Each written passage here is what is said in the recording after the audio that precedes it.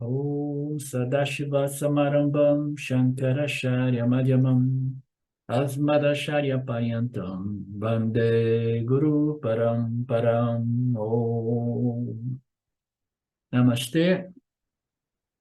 Nós estamos ainda aqui no capítulo 4, verso 34, lá no finalzinho daquele arquivo, que você obtenha esse conhecimento pela prostração, pelo serviço e pela investigação adequada.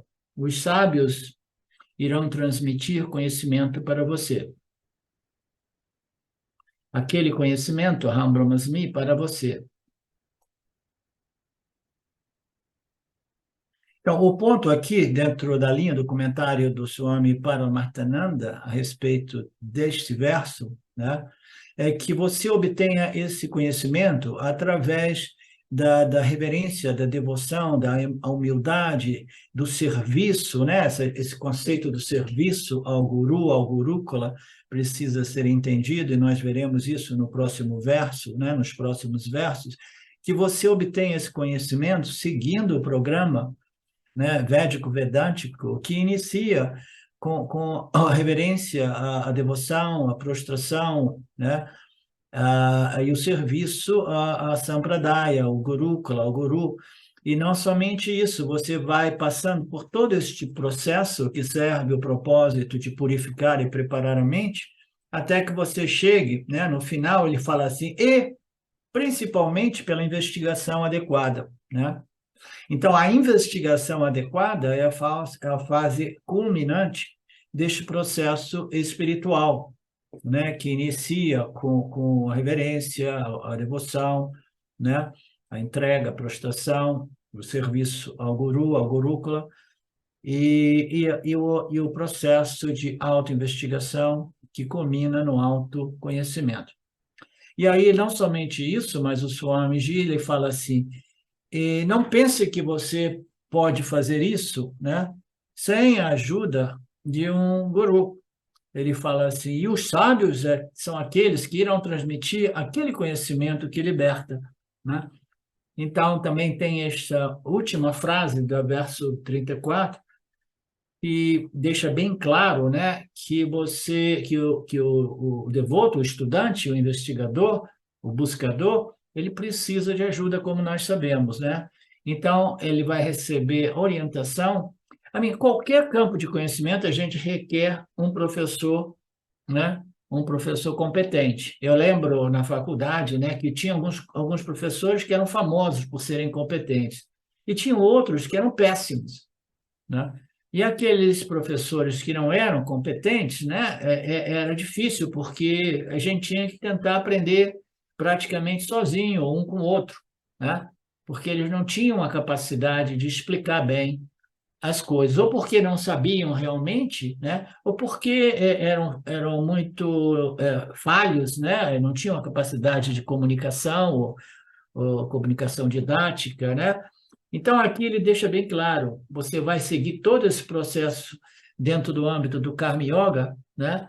E depois você vai buscar um Gurukula, né? E você vai se associar a um guru, e através do serviço, que é um termo que vai ser mais bem explicado no próximo verso, né? E através do serviço, através dessa interação, né, com a Sampradaya, você entrará na fase final. É aquela história, o guru que ensina, né? Existem diversos gurus. O primeiro guru é o guru que vai nos dar uma iniciação, um mantra ou uma técnica qualquer, né? E o segundo guru é aquele que nos inspira, né? Inspirational guru, aquele que nos inspira, inspira, inspira. Inspira como? Eles não têm um corpo completo de ensinamento, e às vezes eles não são nem bons comunicadores, mas eles são ótimos inspiradores. Por quê? Porque a vida deles, né, é demonstração dos benefícios do autoconhecimento, né? Então, este guru ele vai servir como um exemplo, que é uma fonte de inspiração, que diz assim, olha, é possível.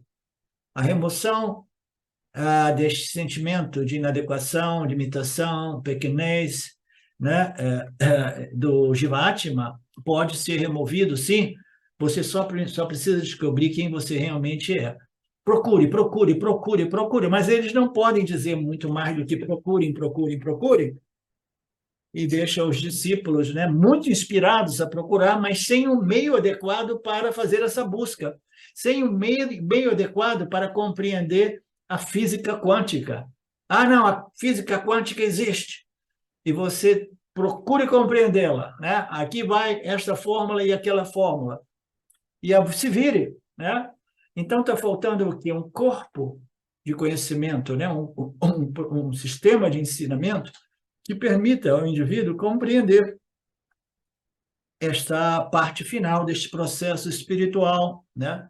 Eu sou o Brahman infinitamente não limitado, né? Então, o guru é importante e ele aparece aqui, com raríssimas exceções, como nós sabemos.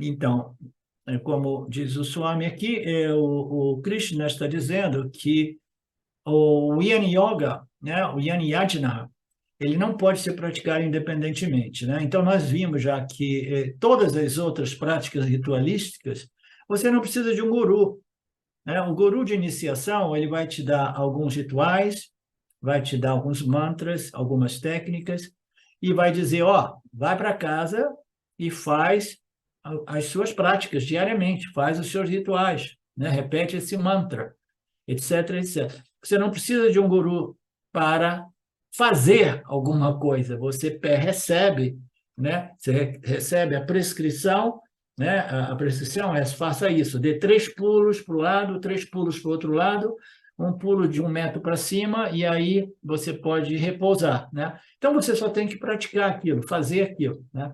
Mas quando você entra no Jnana Yoga do Vedanta, você não consegue praticá-lo independentemente sem a ajuda de um guru, né? Todas as outras sadhanas você pode praticar sozinho, mas o Jnana Yajna requer uma orientação do guru. E esta orientação, ela é dupla. Então, o que o Swamiji está querendo dizer? Existem 2 modos através dos quais você vai fazer esta investigação adequada da sua real natureza livre, independente e ilimitada. E quais são esses 2 fatores, né? A escritura e o guru, que, como nós sabemos, eles chegam num pacote único, né? É um pacote único, a escritura e o guru, né? Não, eu quero só a escritura, o guru não, tudo bem. Mas raramente o indivíduo ele vai obter sucesso. Aqueles também que abandonam a associação com os seus gurus ou professores prematuramente também correm riscos enormes. Correm riscos enormes, né? Até que esse conhecimento seja clear, claro, firme, que tenha como se diz, neutralizado essas tendências autocentradas do ego, né? Que se acha isso e aquilo. O sentimento que eu sou o cara, eu sou o fazedor, agora eu sou o professor, eu sou... Então, tudo isso requer esta orientação, essa associação com o guru, que muitas pessoas abandonam, né, sob a assumption, né, de que não, agora eu não preciso mais, tá? Então, isso é perigoso, perigoso. 2 orientações duplas, as escrituras e o guru, o nosso professor, né? As escrituras têm que ser as escrituras puras, não as escrituras do Neo-Advaita, não as escrituras do caminho direto ou desses gurus de barba longa que estão por aí, né, jogando um pouco de verdade, misturando com um monte de ignorância, né? Não, as escrituras puras, associação com as escrituras puras e um guru tanto quanto puro quanto possível, né? E bem familiarizado e capaz, né, de comunicação, né? Então, esses são os requisitos, né?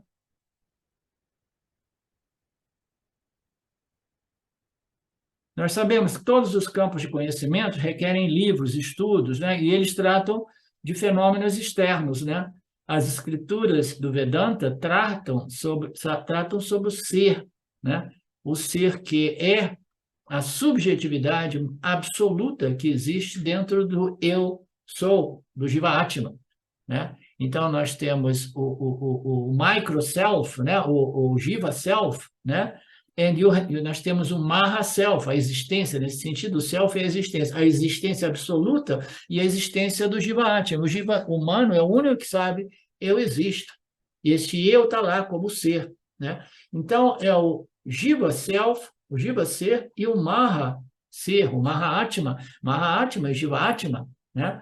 Então, o Atma absoluto.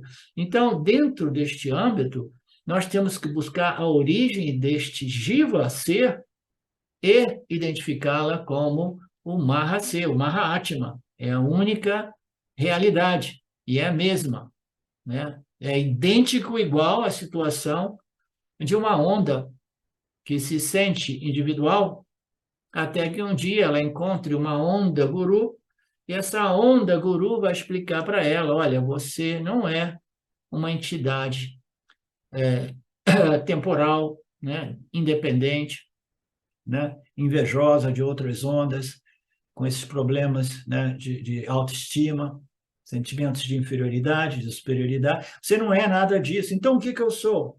Não, eu sou a água. Você não é a onda e você não é o oceano. Você é a água. Você e o oceano são a água. Então, imagine a situação dessa onda que descobriu que ela não é mais uma ondinha no oceano, e ela nem é o oceano, porque a primeira resolução, eu não sou a onda, eu sou o oceano, que é equivalente à resolução, eu não sou Jivatma, eu sou Ishvara, a totalidade do manifesto e suas leis governando esta ordem aparente. Então, esta é a primeira resolução, né? Eu sou o oceano.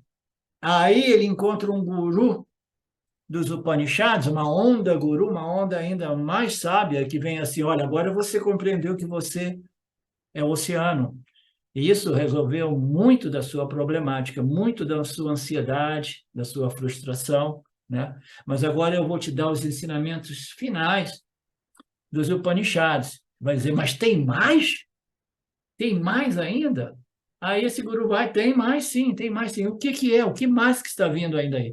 É que você não é o oceano. Assim, não, aí isso é impossível para mim. Aí eu vou tirar os meus cabelos, né? E eu vou seguir a moda do Marcelo, porque é um absurdo dizer agora que eu não sou o oceano, agora que eu me identifiquei com o oceano, né? Eu estava curtindo a minha natureza purna como oceano, né? Aí ele fala, não, você é mais purna do que o oceano, você é mais completo do que o oceano, você é o oceano do oceano, o espaço do espaço, a luz da luz, né? Então, o que que eu sou, né? O que que eu sou? Você é a água. Você é a água que evapora e que se torna, né, vapor e chuva e nuvens e tudo isso e volta para o oceano. Então, você é a água. Você é a água é o ensinamento final dos Upanishads, né? Então, o que que ocorre quando você realiza que você é água? Marcelo? Quando você realiza que você é água, o que que ocorre? O oceano está em mim e a onda está em mim. Tudo está dentro do âmbito da água. Tá? Então, tudo existe dentro do âmbito deste ser interior, que é a essência, né, de Ishvara, Jiva e Jagata, como a gente diz sempre, né? É a essência da ondinha que se sentia separada, independente, limitada, e do oceano. Então, você, quando vai na natureza essencial do ser, né, do Jiva Atma, né, do Jiva Self, né, do Jiva Ser, né, você descobre a sua natureza como a água, como a consciência e existência de natureza ilimitada. E aí o que que ocorre? O mundo existe dentro de você, o Criador existe dentro de você, e as criaturas deste universo existem dentro de você, porque você é a água agora, entendeu? Agora você é a consciência, e a consciência é ilimitada, né? E ela é sinônimo de existência. Então, é uma busca de descoberta, de investigação sobre quem eu sou realmente. Eu estou interessado em conhecer quem eu sou. E aqui o Swami apresenta aquela uma outra analogia, mas aqui ele fala de uma arrogância, deixa eu ver. Se eu tiver que ver meu próprio rosto, o que devo fazer? Eu não posso ser arrogante. Vou tentar ver para tentar reviver, revirar os olhos, etc, etc. Eu não consigo ver os meus olhos diretamente, né? Então, essa é uma analogia vedântica, um exemplo vedântico. Os olhos são capazes de ver tudo, né? Dentro do âmbito do nosso campo de visão. Mas os olhos jamais conseguem ver a eles próprios, né? Então, os olhos que se sentem tão poderosos, né, ainda assim, têm essa limitação, né? Então, a mente e o intelecto, que são capazes de compreender o fenômeno, né, fenômeno do mundo, né, todos esses científicos, né, os objetos, né, etc., esse mundo exterior, né, ainda assim, esta mente, este intelecto, através dos órgãos dos sentidos e a capacidade de inferir, né, conhecimentos ou percepções sensoriais diretas, este organismo, né, ele não consegue se ver. E o projeto aqui é um projeto de descobrir a sua real natureza, de ver você, descobrir você, virar a mente para você. Como é que você vai fazer isso? Você precisa de um espelho, do mesmo modo que nós precisamos de um espelho, né, para a gente se ver de manhã ou de vez em quando a gente vai sair, né? Antes de começar a aula, todo mundo dá um trato no cabelo, aqueles que abrem as telas, né? Inclusive o professor. Então a gente precisa de um espelho. O Vedanta é este espelho, né? O Vedanta é este espelho.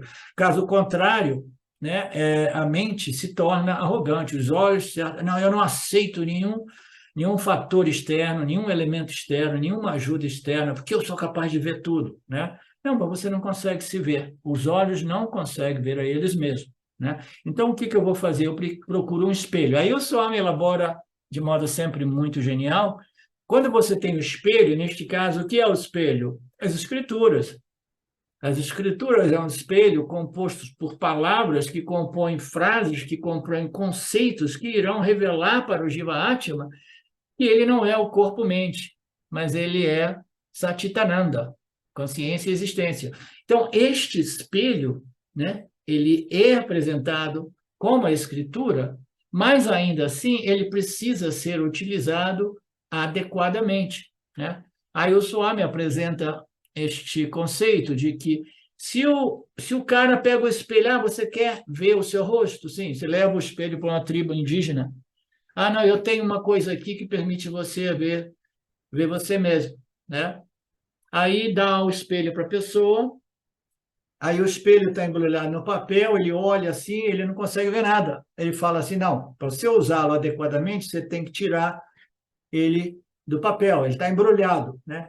Aí ele tira do embrulho, aí quando ele olha do lado de trás do espelho, ele não vê nada, né? Aí o cara vai dizer, não, você tem que saber utilizar esse espelho, você tem que tirar do papel e depois olhar deste lado, aí existe um reflexo, né?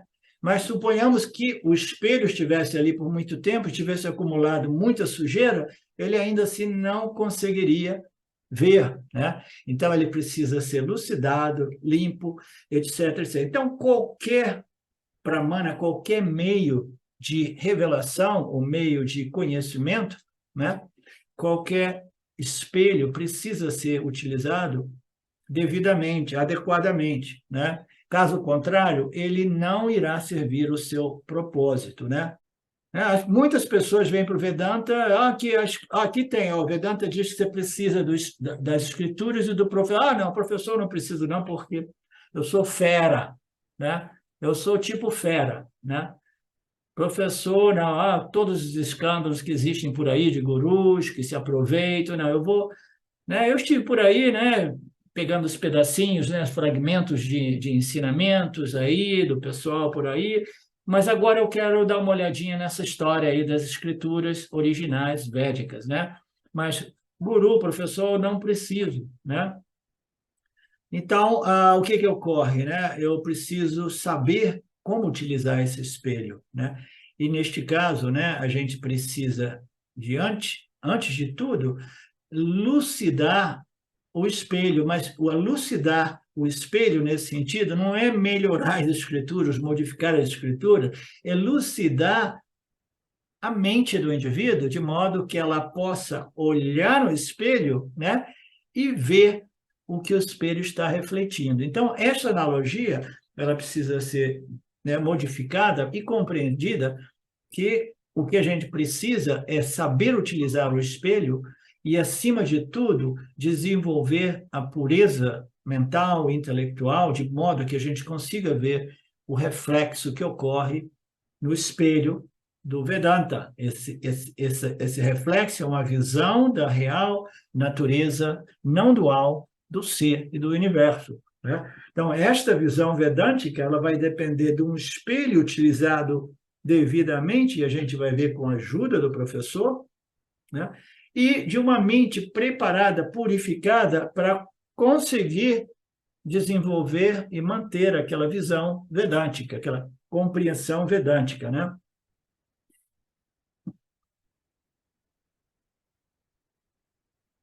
Caso contrário, nós iremos pegar o espelho, dizendo assim, olha, esse espelho aqui, ele não reflete quase nada, eu vou jogar ele fora, né? E eu vou tentar resolver esse problema sem esse tal espelho chamado as escrituras do Vedanta, né? Não, a pessoa não soube usar o espelho devidamente, não soube usar as escrituras devidamente, e quase que invariavelmente é porque quer usar sem a ajuda do professor. E aqui o Swami fala, pode não somente não refletir a realidade para você, mas pode também refletir uma realidade equivocada, pode propiciar um conhecimento equivocado. Portanto, nós precisamos de um outro fator que nos ajude a obter esta revelação das Escrituras. E este outro fator é chamado Guru. Portanto, o Guru e as Escrituras juntas irão nos ajudar a obter esse conhecimento.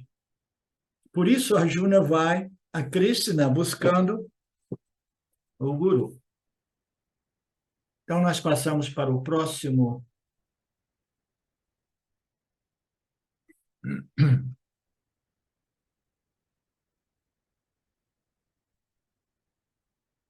Então, uma breve retrospectiva, né, ou revisãozinha, o Swami Paramartananda, ele nos faz este resumo, né, para a gente ir mantendo, né, esta visão do capítulo 4, né, ele diz que até o verso 33, começando do verso 5, nós falamos, né, o texto exaltava a glória do autoconhecimento, né, a glória do Jnana Yoga, né.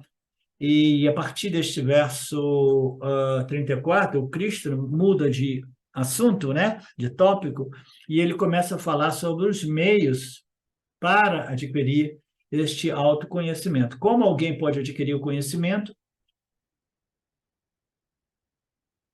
Todos os nossos instrumentos de conhecimentos estão extrovertidos ou voltados para fora. Então, eles são adequados para quê? Para conhecimento científico, conhecimento objetivo, conhecimento fenomenal, né? Então, os 5 órgãos dos sentidos, mais todos os nossos instrumentos científicos, né?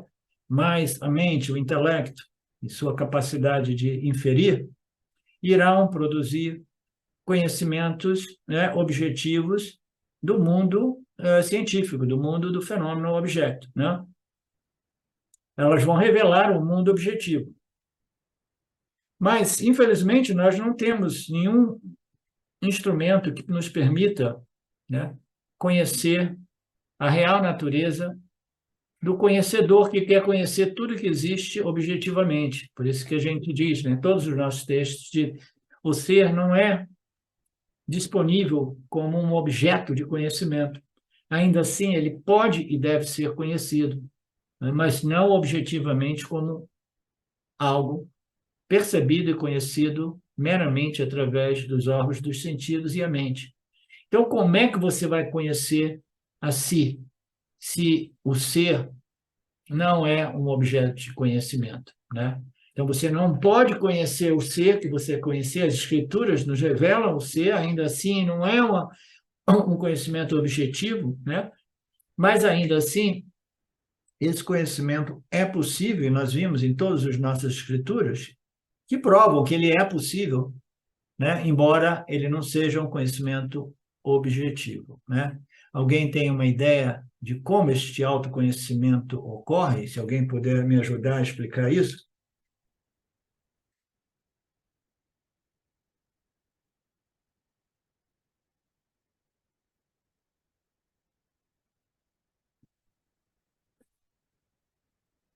Então, a gente deixa esse assunto para mais tarde. Você ia dizer alguma coisa, Mariné?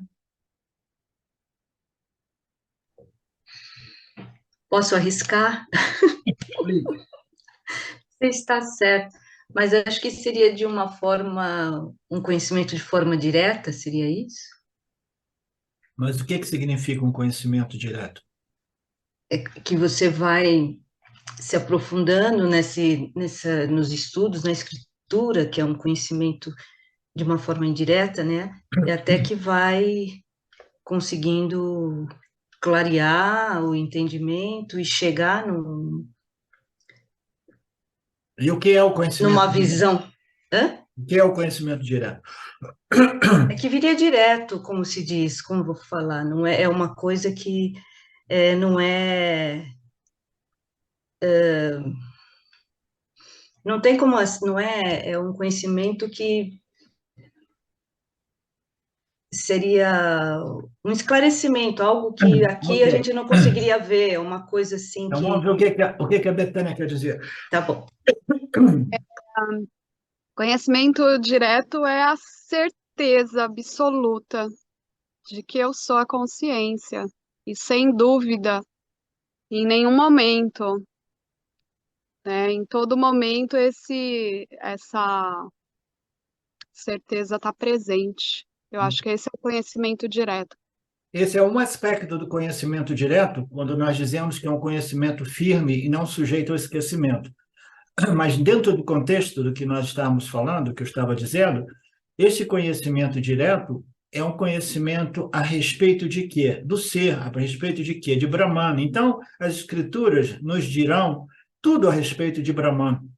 De Brahman é o ser e o resto é o não ser, né? Ela vai expor tudo, o ser e o não ser, e aí você vai desenvolvendo essa clareza de compreensão a respeito do ser. Mas o conhecimento direto não é assim, eu sei tudo sobre o ser, você só pode conhecer diretamente o ser se você estabelecer diretamente eu sou o ser.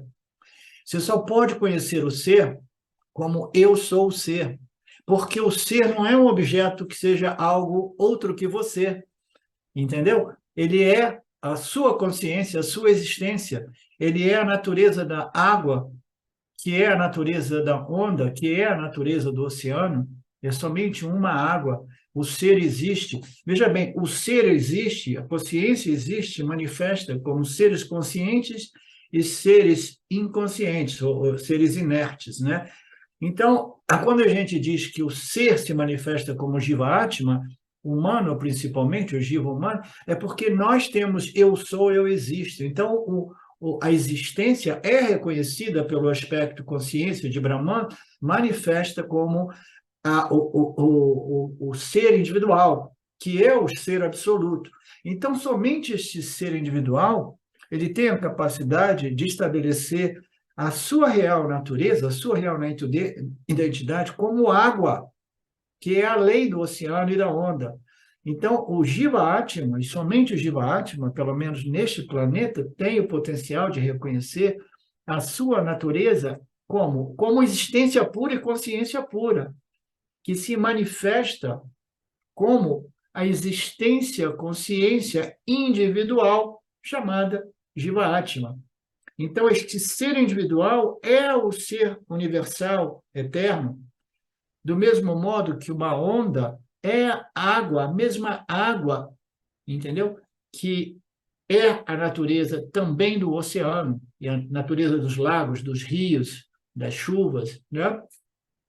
Então, este conhecimento a respeito de Brahman, ele só é direto quando ele se traduz não somente como um conhecimento firme, não sujeito a dúvida, mas o último passo, aqueles de vocês que viram uma postagem minha no Facebook recentemente, tem uma última passagem que, mesmo depois que esse conhecimento seja claro, firme, sem dúvida, ele precisa se tornar direto. Direto é o quê? e eu sou Brahman. E o Jiva, Jagata e Ishvara existem dentro de mim. Do mesmo modo que a água da onda diria, eu sou a água, e o oceano e as ondas existem dentro de mim. Tudo existe dentro do âmbito da água, do mesmo modo, tudo existe dentro do âmbito da consciência e existência. É uma consciência e existência de natureza não dual, naturalmente, né? É ilimitada. O que é não dual é ilimitado.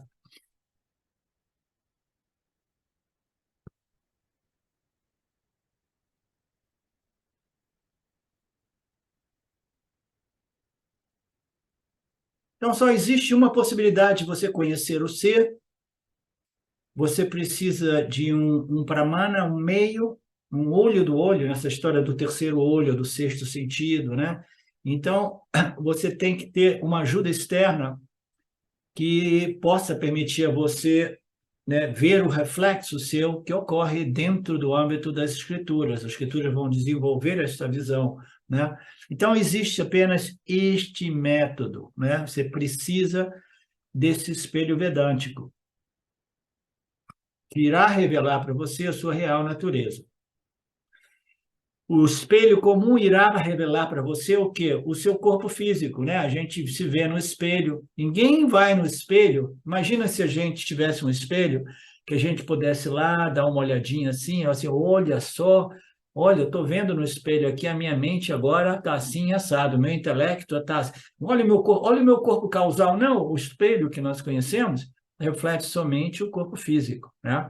Então, existe um outro espelho que irá refletir não somente a sua natureza como consciência e existência, mas vai refletir até mesmo a sua natureza inferior como a mente, porque através desses conhecimentos revelados, você vai começar a ver diretamente, né, de forma honesta e íntegra, a condição da sua mente, do seu intelecto, de modo que você possa trabalhar para melhorá-lo até que eles estejam, né, plenamente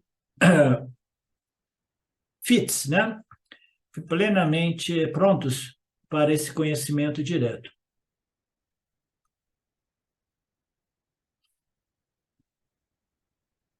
Nós precisamos cobrir o espelho, limpar o espelho da superfície, da poeira.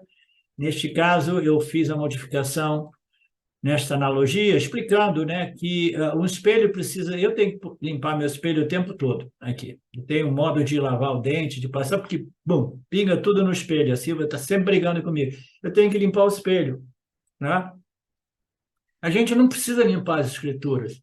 A gente precisa limpar a nossa mente, de modo que a gente possa ver este reflexo, né? Ver esta revelação. A poeira que nós temos que limpar não é do espelho, é da mente. O guru vai segurar o espelho corretamente para você, apresentando os ensinos, esclarecendo as dúvidas, até que a gente possa olhar nesse espelho e ver, sim, sim, sim, agora eu consigo ver, Aham Brahmasmi, né? Aham Purnasmi. E se eu tiver alguma dúvida, o guru segurando o espelho deve, né, esclarecer essa dúvida. Se o guru não puder esclarecer essa dúvida, o guru não é realmente competente.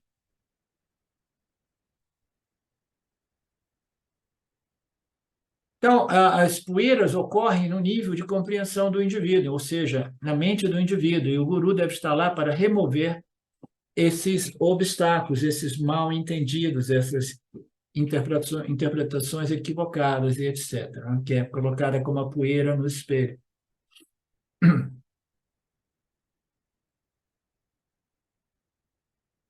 Portanto, Krishna diz que o guru é necessário. Se houver pessoas que obtiveram conhecimento sem guru, aquela história, né, que o Swami diz sempre, não assuma as exceções, as regras, como uma outra regra, né? Porque todo mundo, existem exceções? Estou dentro, né?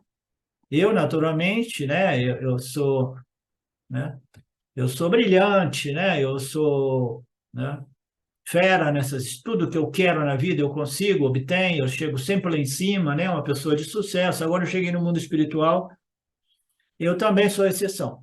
Eu sou bilionário, né? Como é que eu não seria uma exceção, né? Então, não, quando você chega no conhecimento, no autoconhecimento, né? Você tem que saber que as regras, não existem regras, as exceções, né? A princípio, não existe. Aquelas que parecem ser exceções, né? Não são realmente exceções, né? Aquelas que genuinamente se libertaram, né? E se transformaram, né? Não aqueles que tiveram as epifanias aqui e ali, que depois escrevem livros depois de livros e depois de livros, descrevendo a condição, o estado. Isso não é ensinamento adequado, né? Isso não é ensinamento adequado, que nem essa história do aqui e agora. O cara tem uma epifania, quando ele vê, ele sente como se ele estivesse presente. Antes ele estava antecipando e lembrando, totalmente deprimido, e agora ele está lá, ele fala, nossa, agora parece que finalmente aquela história do aqui e agora eu compreendi. O aqui e agora é o barato, né? O barato é fazer a prática do aqui e agora, mas sem nenhuma compreensão do que significa o aqui e agora. Significa uma mente tão pura, tão equânime, né? Que não tem aquela aflição de expectativa, antecipação, preocupação a respeito do que está por vir, né? Então, aqueles desejos e aversões, expectativas, tudo aquilo é, de qualquer modo, limpo. Então, se acontece uma epifania que produz isso, o cara realmente se encontra numa situação assim. Aí começa a contar a história que o caminho é esse. O caminho é você usar a prática do poder do agora, né? Agora, aqui, agora, aquilo. Sem nenhuma compreensão de que ocorreu alguma coisa que eliminou toda aquela impureza. E essa coisa que aconteceu é punho espiritual de vidas passadas. O punho espiritual de vidas passadas, bum, explode no momento, né, inesperado, e a pessoa se encontra assim, ao invés de procurar um guru realmente que compreende tudo isso, ele quer virar o guru e desenvolver a sua própria teoria e método de ensino. Aí cria esses ensinos que não ajudam ninguém, porque a menos que você compreenda o porquê que você está sempre antecipando, preocupando, né? E expectando as coisas, por que a mente está tão aflita sempre, a menos que você compreenda a causa raiz de tudo isso, né? Você jamais vai ficar com uma mente satívica. Simplesmente a pessoa se torna numa condição satívica, vê o mundo de modo diferente, sem toda aquela aflição inerente de, né, ragas and dveshas operando na mente, e aí, sem nenhuma compreensão do que aconteceu para ele, ele quer ensinar o mundo. E o pessoal cai nessas histórias. Compra esses livros e depois de alguns meses os livros ficam lá pegando poeira nas prateleiras das casas, porque não ajuda ninguém. Você não consegue ficar no aqui e agora, a menos que você compreenda a causa, a raiz da extrovertimento, da ansiedade, da aflição, né, do apego, da expectativa, das frustrações. A causa de tudo isso é uma causa muito profunda. E, no fundo, é somente a ignorância a respeito da minha real identidade. Você entende, Marinel? Entendo. Entendo, sim.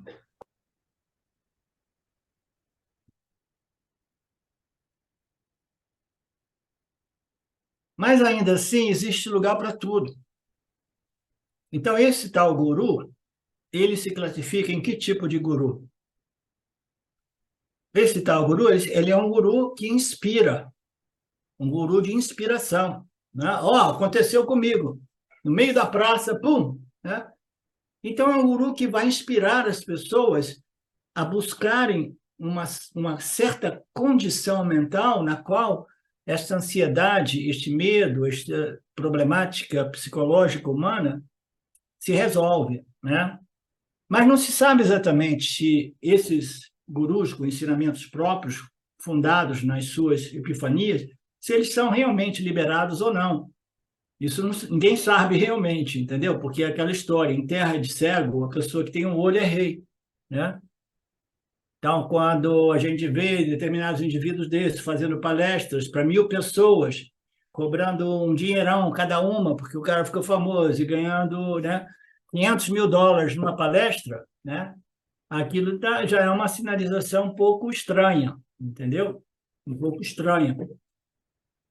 Mas o fato é que não existe exceção a nenhuma regra. O que ocorreu a esse indivíduo foi a frutificação de esforços espirituais de nascimentos anteriores. E um guru é um guru não somente... Veja bem, existem 3 tipos de gurus, como nós já vimos diversas vezes. O guru de iniciação.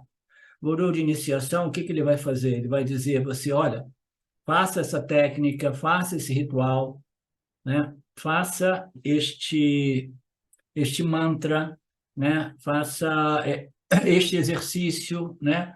De asanas. Ele te dá algumas receitas do que fazer. Como nós sabemos, a ação, o karma, ele jamais irá produzir um resultado ilimitado. O karma é limitado, a ação e o resultado é limitado, mas o resultado ele pode ser um melhoramento, né? Então, nós vamos fazer ações que possam produzir melhoramentos. São resultados limitados, mas são resultados de melhoramento, tá? Então, você vai fazer coisas e você nem precisa mais do guru. Uma vez que ele fez a prescrição do que fazer, é o guru de iniciação. Existem gurus de iniciação, em geral, eles têm milhares de devotos. Milhares de devotos. Na Índia, então, no mundo por aí, tem gurus que têm centenas de milhões de pessoas.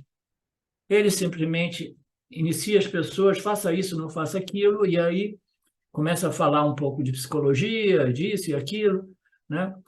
E aí tem aqueles outros gurus, né, que têm uma capacidade de inspirar as pessoas, né? E entre todos os gurus que eu conheci, o Nisargadatta Maharaj é o que preenche mais essa categoria, uma capacidade, um carisma monstruoso de inspirar as pessoas a fazer essa busca, né? Fazer essa descoberta, né?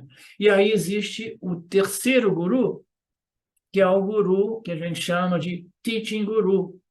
Então, o guru é o terceiro guru, que é um guru que não necessariamente inicia, isso absolutamente não é um guru de iniciação, mas ele é um guru que ensina, e para ensinar ele precisa de um corpo de ensinamento completo.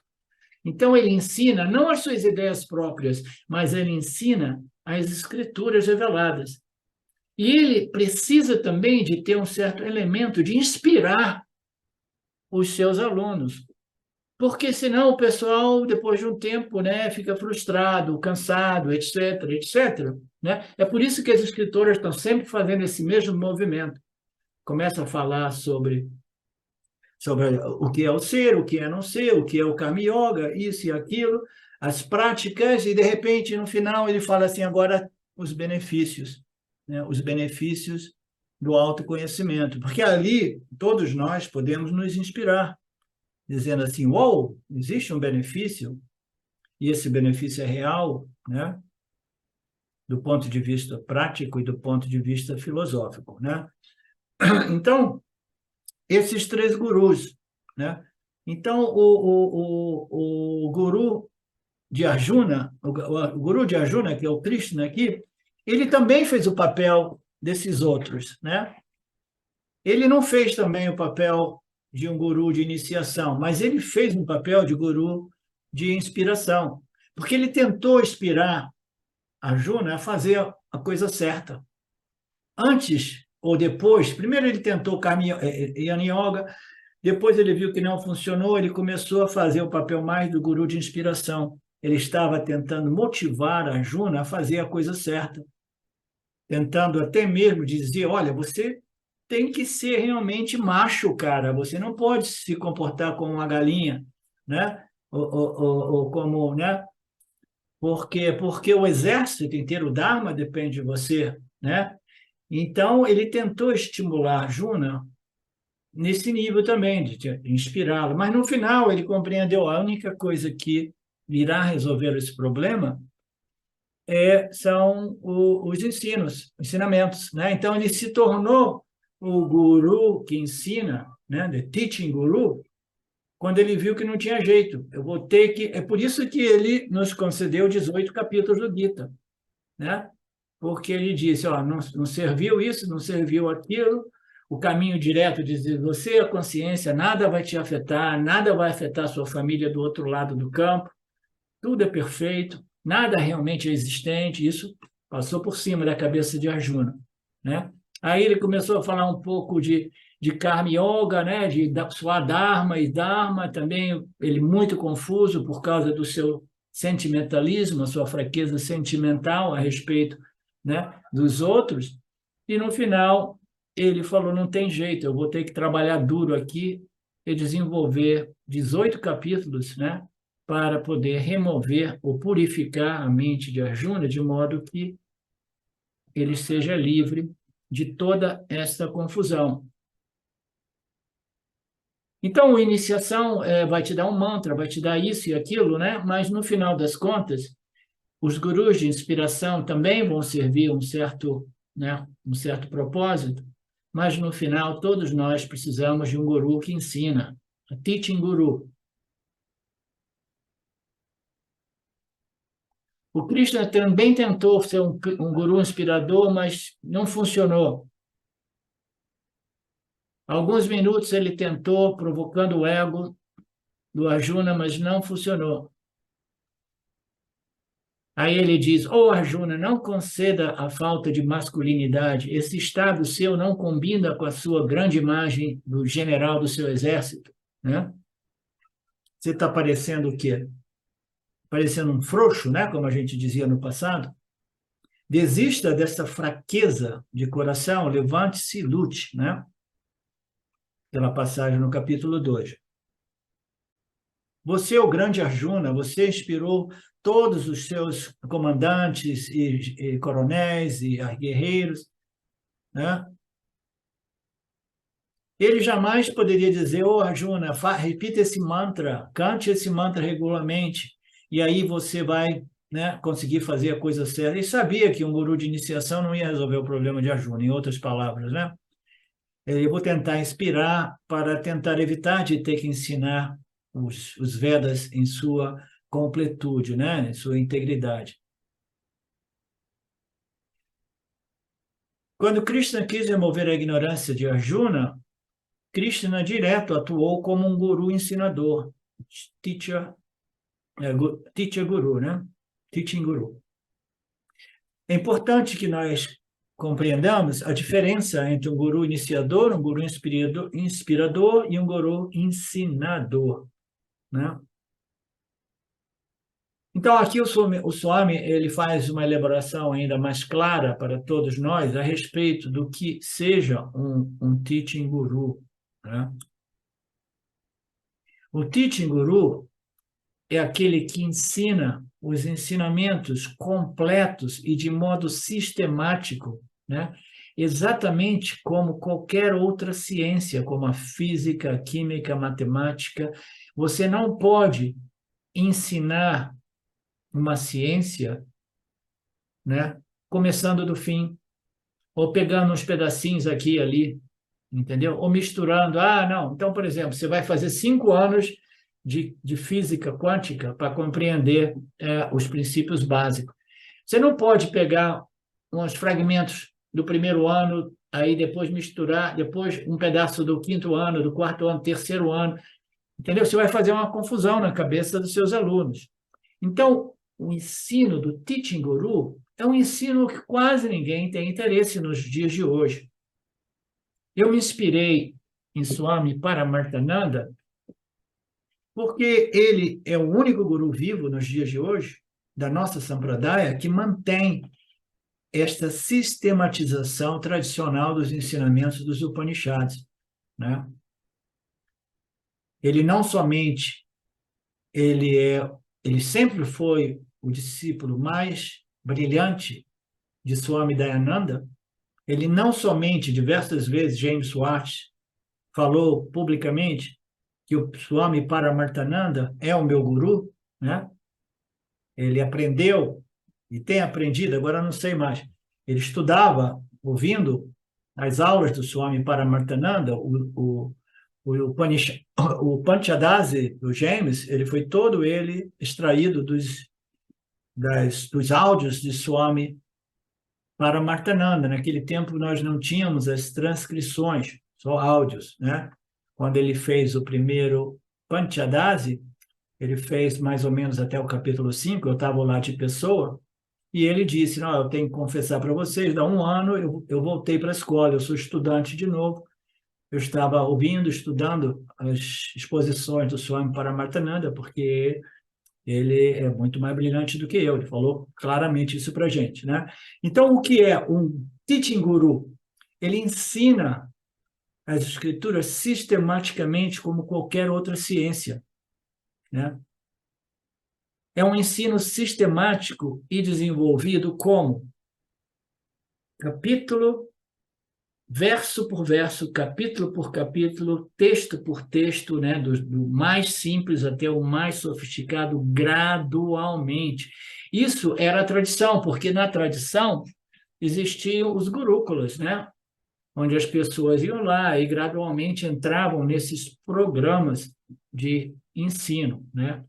Aqui no Vedanta Brasil, a gente faz o que a gente pode, né? A gente vai lançando uns tiragostos aqui e ali, ninguém tem tempo para entrar no programa, né? E estudar do ABC até o XYZ. Ninguém tem tempo para isso.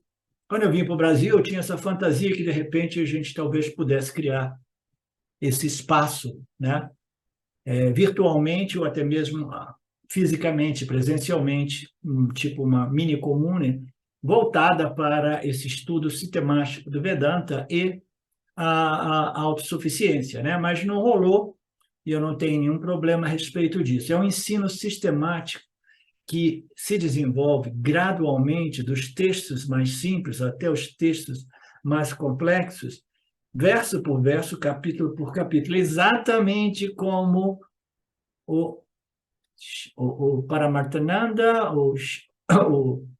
o Dayananda, o Shimayananda faziam, que são os últimos três gurus, né? São os três gurus que representam a nossa Sampradaya. A nossa Sampradaya é a Sampradaya de Sankaracharya, né? Mas é uma Sampradaya tradicional. O que é uma Sampradaya tradicional? É que existem somente dois caminhos. Um é o caminho da ação e o outro é da compreensão. Existe somente Karma Yoga e Jnana Yoga. Karma Yoga vai purificar e preparar, e Jnana Yoga vai, né, revelar este conhecimento direto, né? Então, esta é a nossa tradição, né? Aí existem modificações dessa tradição tradicional que existe, né, da milênios, né, que dizem, não, mas tudo bem, né? Por exemplo, Vivekananda. Vivekananda, quando ele entrou em contato com o mundo ocidental, ele foi convidado para os Estados Unidos, acho que foi em Chicago, onde ele fez a primeira palestra dele, né? E aí, ali, ele começou a modificar um pouco esta tradição. Ele, como um vedantino, mas também muito voltado para a yoga, né? Do Yoga Sutras, a yoga de Patanjali, ele apresentou o Vedanta de um modo ligeiramente modificado. Ele dizia que existem 4 caminhos para a iluminação, né? Então, ele colocava lá o primeiro caminho, que era a ação, né? O karma, né? E depois ele colocou que o segundo caminho era a devoção, né? O terceiro caminho era o Passara Yoga, meditação profunda, e o quarto caminho que era o Jnana Yoga. Então, ele apresentou, né? E toda essa galera do caminho direto, né? do Atmananda e os outros, vêm dessa linhagem aí, né? do Vivekananda, né? Que é uma pequena modificação, é sempre parte da família dos ensinamentos vedânticos, mas é ligeiramente diferente, e também os ensinamentos são apresentados não sistematicamente, como eles são apresentados, né, nas nossas escrituras. Quando eu comecei a querer ensinar seguindo os modelos do Swami Paramarthananda, é porque eu quis me adequar totalmente à tradição, né? E aí as nossas aulas foram se tornando mais longas, mais longas. Eu estava fazendo um curso de Panchadasi em inglês, e aí gradualmente todo mundo saiu, porque estava demorando muito. E algumas pessoas falaram, não, você está indo muito devagar. Eu falei, ó, devagar, você tem que ir para um desses ashrams e ver o que é devagar lá. Porque às vezes eles ficam um dia ou 2 dias só num verso, né? Então, este é o sistema, é sistematicamente exposto esses ensinamentos, segundo a nossa tradição. E aqui o Swami fala, é uma ciência como qualquer outro, e Krishna não pôde dizer a Arjuna, Arjuna, eu sou Deus, portanto, você não tem direito de me questionar, você tem que acreditar em mim. Não, o Vedanta jamais tenta impor a verdade através de uma fé cega, ao contrário, né? O Vedanta estimula os estudantes a exporem as suas dúvidas, né? A fé cega não funciona. O aluno deve ter permissão para fazer perguntas. A inspiração não deve ser questionada. A iniciação significa, sem dúvida, e se você perguntar, isso é bom para você, essa é a única resposta, não pergunte mais. Então, aqui ele está falando, né, que o aluno deve fazer questões, as suas perguntas, né, expor as suas dúvidas, né, mas ele jamais deve realmente questionar ou duvidar das escrituras e do professor. Caso contrário, nada realmente é possível.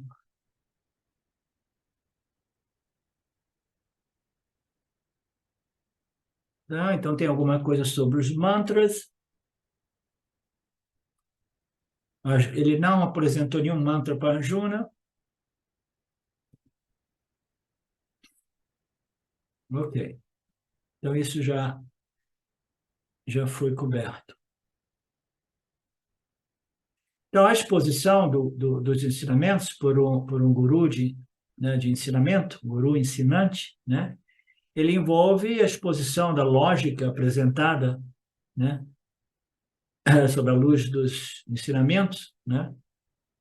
E o desenvolvimento da compreensão, né? O indivíduo precisa ter uma escuta positiva, né? Sem filtrar a maior parte das coisas, sem estar pensando em outras coisas, né? E o professor precisa ser competente o suficiente de modo a reconciliar todas as aparentes contradições do texto. O texto vai apresentar diversas contradições aparentes e elas precisam ser reconciliadas, né? Se o professor não sabe reconciliar, né, essas aparentes contradições, ele não é um bom professor. Fazer uma pausa de 10. Om Purnamada Purnamidam Purnamudachyate Purnasya Purnamadaya Purnameva Vashishate.